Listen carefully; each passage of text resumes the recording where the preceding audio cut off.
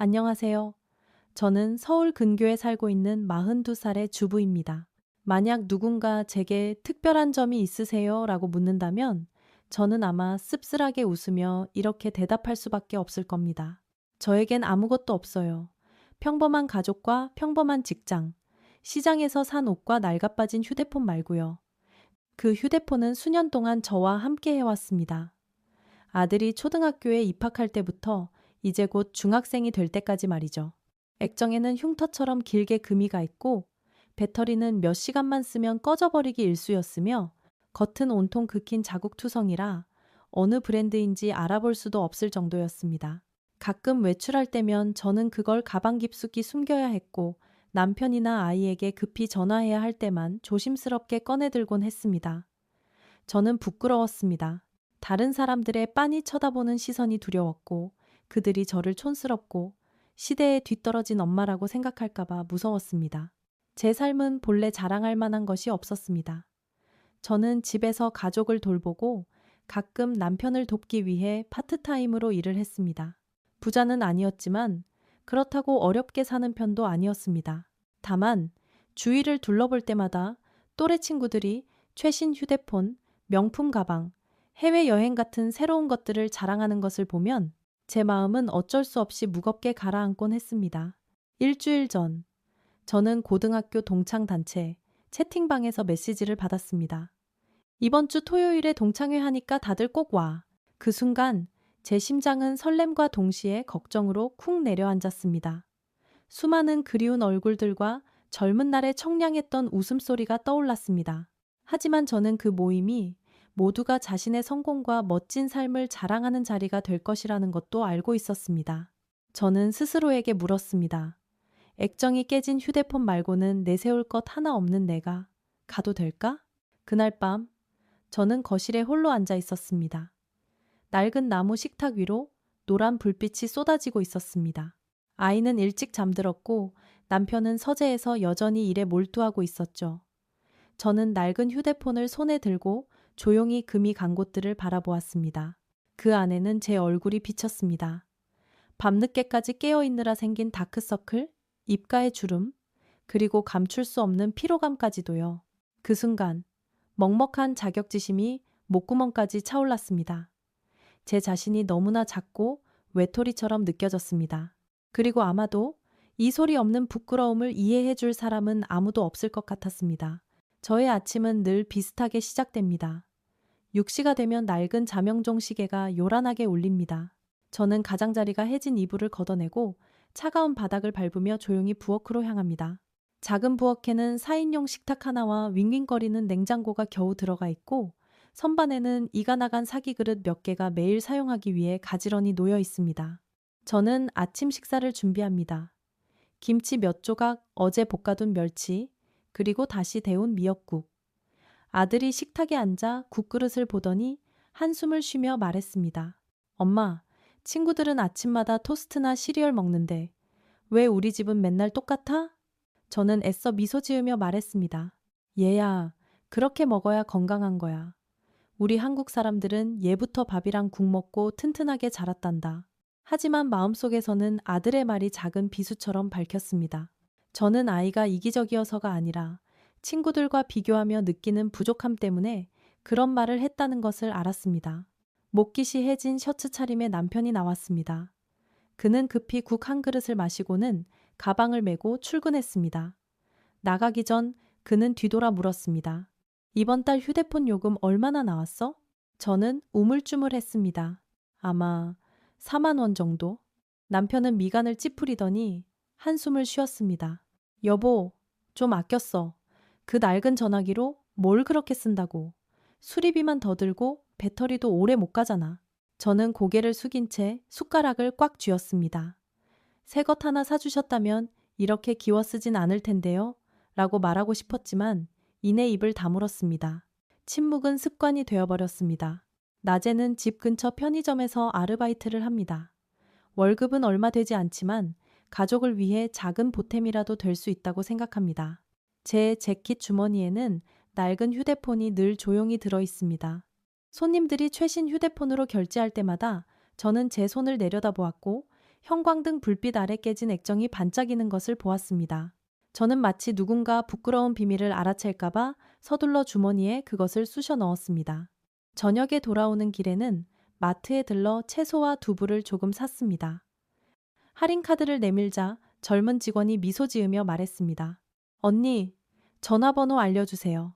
저는 번호를 불러주었지만 포인트를 적립하려고 휴대폰을 드는 순간 화면이 깜빡거리며 멋대로 움직이다가 꺼져버렸습니다. 저는 당황스러움을 감추려 애쓰며 멋쩍게 웃었습니다. 밤이 되자 온 가족이 다시 거실에 모였습니다.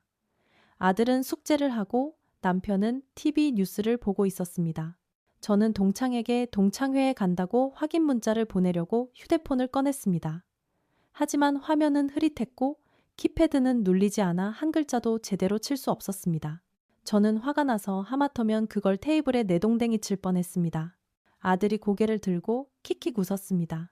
엄마, 친구들 다 최신 폰 쓰는데 엄마 폰은 진짜 골동품이야. 그 순진한 말에 제 얼굴이 확 달아올랐습니다. 저는 입술을 깨물고 아무 대답도 하지 못했습니다. 그 순간 저는 친구들에게 뒤처졌을 뿐만 아니라 제 아들에게조차 시대에 뒤떨어진 사람으로 비치고 있다는 것을 깨달았습니다.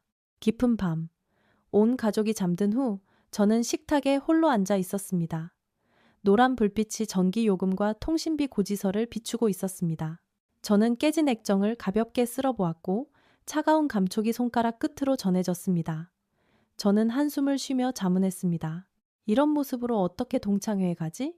반짝이는 휴대폰을 든 사람들 틈에서 나 혼자 이 낡은 물건을 들고서 창밖에서 불어오는 바람소리가 제 마음속에서 점점 커져가는 자격지심을 부추기는 듯 했습니다. 평온했던 일상은 점점 더 숨막히게 다가왔습니다.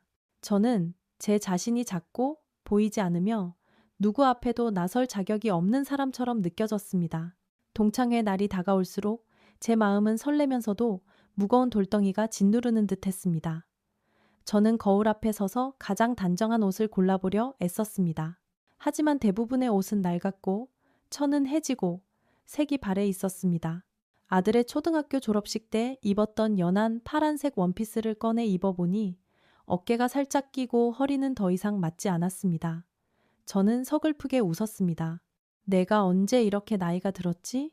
동창회 전날 오후. 저는 학교에서 아들을 데리고 집으로 돌아왔습니다. 길에서 한 무리의 학생들이 최신 휴대폰으로 사진을 찍고 있는 것을 보았습니다. 그들은 소리치고 웃으며 떠들었고 그들의 밝은 모습이 화면에 선명하게 담겼습니다.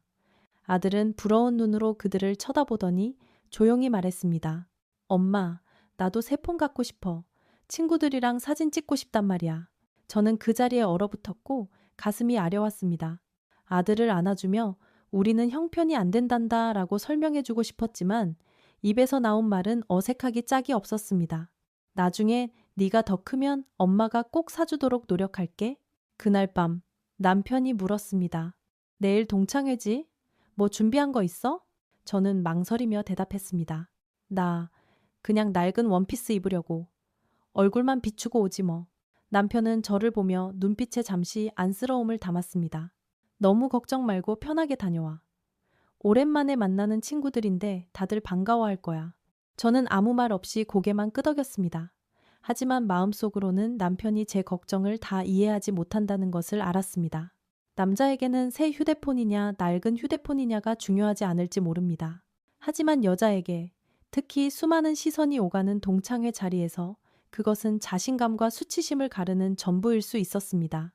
다음 날 아침, 저는 동창회가 열리는 레스토랑으로 가는 버스를 탔습니다. 버스에 앉아 낡은 휴대폰이 든 가방을 꼭 껴안았습니다. 그것은 마치 어두운 비밀 같았고 누군가 보기만 해도 제 체면이 모두 사라져버릴 것만 같았습니다. 레스토랑은 서울 중심가에 있었고 크리스탈 조명과 통유리 벽으로 화려하게 빛나고 있었습니다. 제가 들어섰을 때 친구들은 거의 다 모여 있었습니다. 저마다 명품 원피스, 새 가방 등 세련된 차림이었고 특히 모두의 손에는 반짝이는 최신 휴대폰이 들려 체크인 사진을 찍고 있었습니다. 여기저기서 찰칵하는 카메라 소리가 울려 퍼졌습니다. 한 친구가 저를 보고는 반갑게 불렀습니다. 어머, 진짜 오랜만이다. 이리 와 같이 사진 찍자. 저는 어색하게 웃으며 옆으로 비켜섰습니다. 아, 좀 이따가 찍자. 나 머리 좀 정리하고. 하지만 사실 저는 그 최신 휴대폰들 사이에서 제 낡은 휴대폰을 꺼내기가 두려웠을 뿐입니다. 식사하는 동안 사람들은 일, 여행, 자녀에 대한 이야기로 시끌벅적했습니다. 어떤 이는 최근에 유럽 여행을 다녀왔다고 자랑했고, 다른 이는 남편이 최신 휴대폰을 사줬다고 자랑했습니다. 모두 신나게 휴대폰을 들어 사진을 보여주었습니다. 저는 말없이 밥그릇만 내려다보았고 손에 쥔 젓가락은 미세하게 떨리고 있었습니다. 옆자리에 앉은 친구가 고개를 기울이며 작게 물었습니다. 너 왜 그래? 오늘따라 말이 너무 없네? 저는 억지로 미소를 지었습니다. 아, 그냥 좀 피곤해서 그래. 마음속으로는 소리치고 있었습니다. 이 부끄러움을 숨기느라 피곤해. 항상 모두에게 뒤처지는 기분이라 지친다고. 그때 누군가 갑자기 큰 소리로 말했습니다. 야, 너는 왜 사진 안 찍어서 단체방에 안 올려? 오랜만에 모였는데. 테이블에 있던 모든 시선이 제게로 향했습니다. 심장이 쿵쾅거렸습니다. 저는 당황하며 웃었습니다. 나 휴대폰 집에 두고 왔나 봐. 잠시 정적이 흘렀고 이내 몇몇의 작은 웃음소리가 터져 나왔습니다. 요즘 세상에 휴대폰을 잊어버리다니? 너는 옛날이나 지금이나 여전하네. 저는 고개를 숙였고 얼굴이 불타는 듯 뜨거워졌으며 손은 치맛자락을 꽉 쥐었습니다. 수치심이 목구멍까지 차올라 숨이 막혔습니다. 저는 그곳에서 사라지고 싶었습니다. 하지만 그럴 수 없었습니다. 저는 파티에 그들의 시선과 약간의 조롱이 섞인 웃음소리 속에 갇혀버렸습니다. 그 순간 저는 정말로 외톨이가 된 기분이었습니다. 레스토랑의 음악은 여전히 경쾌하게 울렸지만 제 귀는 윙윙거리며 제 심장 소리만 요란하게 들리는 듯 했습니다. 저는 억지로 웃으며 음식을 입으로 가져갔지만 밥알은 까끌까끌하게 목에 걸렸습니다. 학창시절부터 짓궂기로 유명했던 한 친구가 큰 소리로 웃으며 말했습니다. 요즘 세상에 휴대폰을 집에 두고 왔다는 건 진짜 웃긴다. 혹시 아직도 대학교 때 쓰던 그 구식 전화기 쓰는 거 아니야? 테이블 전체가 웃음바다가 되었습니다. 그 웃음소리는 칼날처럼 제 귀를 파고들었습니다. 저는 얼굴이 빨개져 고개를 푹 숙이고 떨리는 두 손을 테이블 아래로 감췄습니다. 또 다른 목소리가 반은 농담, 반은 진담으로 끼어들었습니다. 설마 부끄러운 건 아니지? 다들 최신 스마트폰인데 너만 아직 안 바꾼 거야? 저는 의자가 드르륵 끌리는 소리를 들었고 누군가 기념 영상을 찍으려 휴대폰을 들어 테이블 전체를 비추고 있었습니다. 플래시 불빛이 터지며 당혹감을 감추려는 제 얼굴을 환하게 비쳤습니다. 그 순간 온 세상이 제 가방 속에 있는 깨진 액정 화면을 뚫어져라 쳐다보는 것 같았습니다. 가방은 부끄러운 비밀을 담은 듯 천근만근 무거워졌습니다. 일어서서 도망치고 싶었지만 발이 바닥에 붙어버린 듯 했습니다. 등 뒤에서 속삭이는 소리가 똑똑히 들렸습니다. 학교 다닐 때 엄청 조용했는데 지금도 별 볼 일 없나 보네. 딱 봐도 알겠다. 옷도 낡았고 자랑할 것도 하나 없잖아. 한마디 한마디가 비수처럼 자존심에 밝혔습니다. 저는 치욕을 삼켰지만 억지로 참았던 눈물이 눈앞을 흐리게 했습니다. 그때 한 친구가 큰 소리로 외쳤습니다. 자, 다들 전화번호 공유해서 우리끼리 쓸 단체 채팅방 만들자. 사람이 많을수록 재밌지. 테이블에 모두가 일제히 휴대폰을 꺼냈고 그 화면 불빛이 레스토랑 한쪽을 환하게 밝혔습니다. 저는 그들이 웃고 떠들며 재빨리 번호를 교환하는 모습, 눈앞에 펼쳐진 현대적인 아이콘들을 보았습니다. 그리고 한 시선이 제게 향했습니다. 너는? 번호 줘야지. 설마 없다고 하진 않겠지? 저는 그 자리에 얼어붙었습니다. 머릿속에서 경고음이 요란하게 울렸습니다. 안 돼. 저들에게 보여줄 수 없어. 내 휴대폰을 아무도 알게 해선 안 돼. 하지만 그 순간 더 이상 피할 수 없다는 것을 알았습니다. 모두가 저를 기다리며 쳐다보고 있었습니다.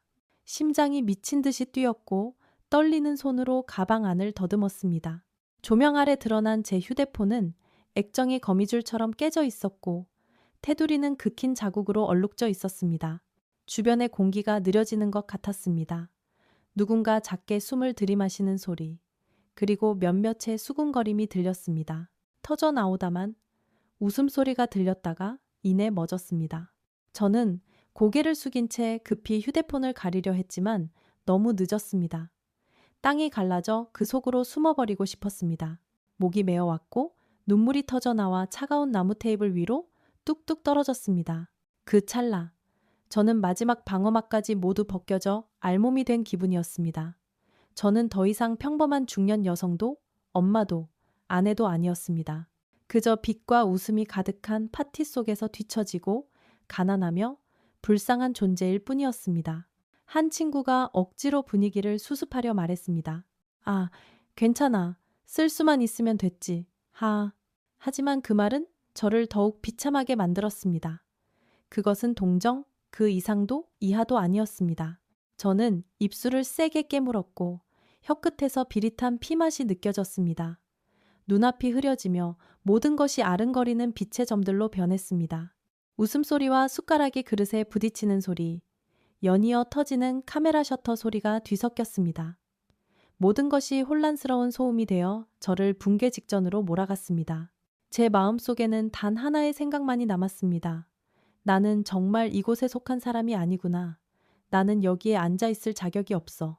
그리고 더 이상 견딜 수 없다고 생각한 바로 그 순간 제 손이 심하게 떨리며 하마터면 휴대폰을 바닥에 떨어뜨릴 뻔했습니다. 저는 그 자리에 죽은 듯이 앉아 떨리는 두 손으로 낡은 휴대폰을 꼭 쥔 채 테이블 위로 눈물을 뚝뚝 흘리고 있었습니다. 아무도 더 이상 말을 걸지 않았지만 그들의 시선과 미처 닿지 못한 웃음소리는 여전히 살갗을 찌르는 바늘 같았습니다. 일어서서 도망치고 싶었지만 다리는 돌처럼 무거웠습니다.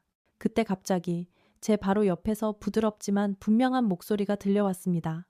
네, 전화번호 좀 알려줄래? 저는 고개를 들어 올려다보았고 깜짝 놀랐습니다. 그 사람은 지은이었습니다. 반에서 가장 성공한 친구, 학창 시절에도 공부를 잘했고 지금은 큰 회사의 임원이 되어 있었습니다.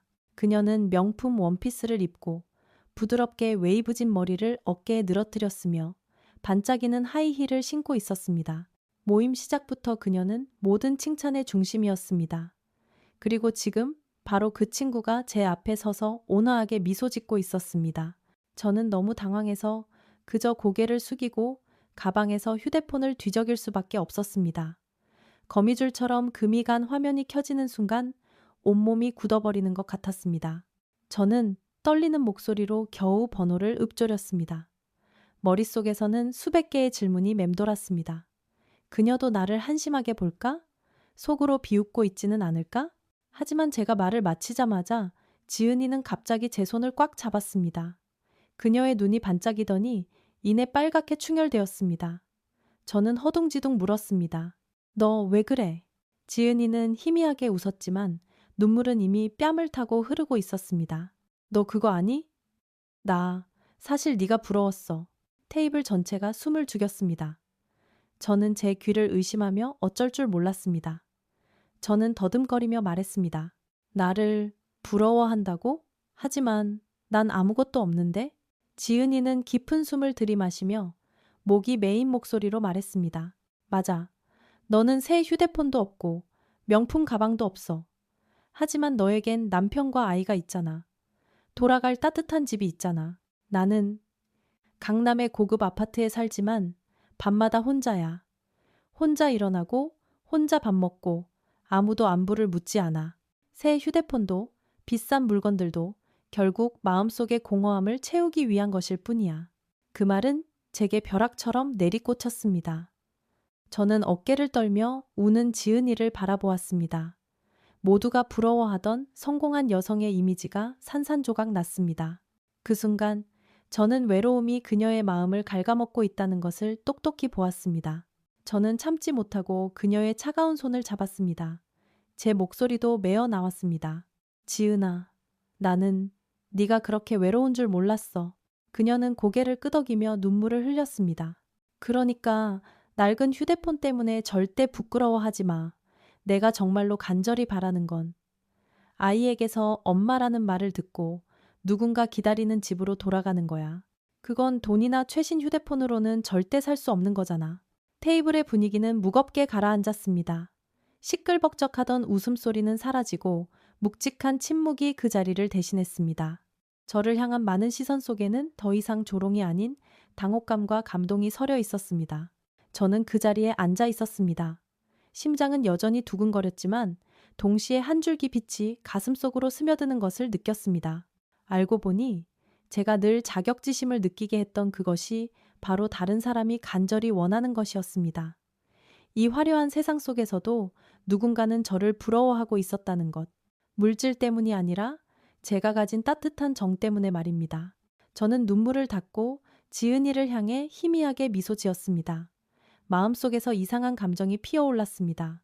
친구에 대한 연민과 동시에 안도감이었습니다. 오랫동안 저를 괴롭혀왔던 자격지심에 비로소 금이 가기 시작했습니다. 지은이의 목매인 고백 이후 테이블 전체는 조용해졌습니다. 더 이상 조롱 섞인 웃음도 샅샅이 훑어보는 시선도 없었습니다. 저는 여전히 금이 간 휴대폰을 손에 쥐고 앉아 있었지만 처음으로 부끄럽지 않았습니다. 저는 반 전체가 부러워하던 친구, 지은이가 어린아이처럼 우는 것을 보았습니다. 저는 아이가 슬퍼할 때 달래주던 것처럼 그녀를 부드럽게 끌어안고 등을 토닥여 주었습니다. 우리 둘은 함께 울었지만 그것은 더 이상 무언가를 감추기 위한 눈물이 아닌 진실을 마주한 눈물이었습니다. 다른 친구 한 명이 한숨을 쉬며 말했습니다. 사실 누구나 자기만의 빈 구석이 있는 거겠지. 우리가 그저 잘 숨기고 있을 뿐인지도 몰라. 그 말에 분위기가 한결 부드러워졌습니다.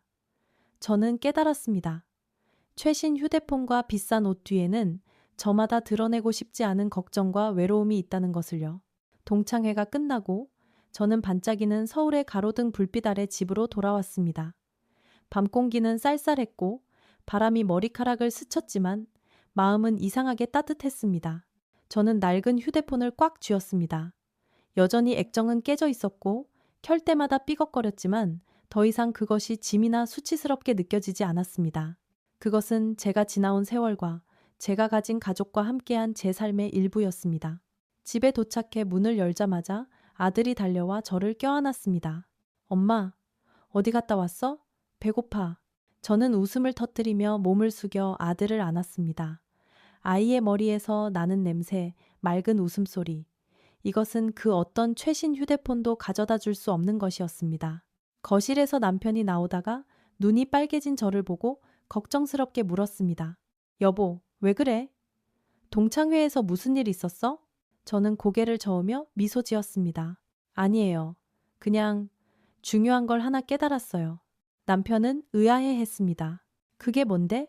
저는 남편을 바라보며 목소리는 살짝 떨렸지만 확신에 차서 말했습니다. 행복은 화려한 것들에서 오는 게 아니라는 걸요. 우리는 부자는 아니지만 서로가 있잖아요. 그걸로 충분해요. 남편은 몇 초간 말이 없다가 조용히 고개를 끄덕였습니다.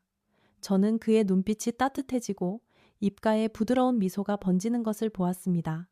그 순간 작은 거실이 마치 창문 너머로 봄 햇살이 스며든 것처럼 환해졌습니다. 그날 밤 온 가족이 잠든 후 저는 다시 거실에 홀로 앉았습니다. 테이블 위에는 여전히 낡은 휴대폰이 놓여 있었습니다. 저는 더 이상 그것을 숨기거나 경멸하지 않고 그 자리에 두었습니다. 대신 깨진 액정을 부드럽게 어루만지며 마음속에서 감사함이 차오르는 것을 느꼈습니다. 그것은 제게 상기시켜 주었습니다. 저는 누구에게도 무언가를 증명할 필요가 없다고, 왜냐하면 저는 이미 가장 소중한 것, 바로 가족의 사랑을 가지고 있으니까요. 밖에서는 가로등 불빛이 유리창을 비추고 바람이 커튼을 살며시 흔들었습니다. 저는 조용히 앉아 미소 지었습니다. 제 마음속에 새로운 문이 열리는 것 같았습니다. 물질의 문이 아닌 스스로를 이해하고 받아들이는 문이었습니다. 그날의 동창회는 제 마음에 평생 잊지 못할 교훈을 새겨주었습니다. 수년 동안 저는 낡은 휴대폰 때문에, 친구들 앞에서 느끼는 열등감 때문에 늘 고개를 숙여왔습니다. 저는 스스로를 자격지심 속에 가두고 자격이 없다고 생각했습니다. 하지만 알고 보니 그 화려한 것들이 행복을 정의하는 것은 아니었습니다. 진정한 행복은 최신 휴대폰의 반짝이는 화면 속에 있는 것이 아니라 가족의 따뜻한 눈빛 속에, 아이의 청량한 웃음소리 속에, 그리고 집으로 돌아왔을 때 나를 기다려주는 느낌 속에 있었습니다. 이제 낡은 휴대폰을 들 때마다 저는 더 이상 부끄럽지 않습니다. 오히려 감사합니다. 돈으로 살 수 있는 것들이 있지만 오직 마음으로만 느낄 수 있는 가치도 있다는 것을 상기시켜 주니까요. 그리고 가족의 사랑이야말로 바로 그 값을 매길 수 없는 것입니다. 여러분은 어떠세요? 혹시 남의 눈에 보이는 것 때문에 스스로를 작게 느낀 적 있나요? 오늘 제 이야기에 공감하셨다면 구독과 좋아요 부탁드려요. 댓글로 여러분의 경험도 나눠주세요.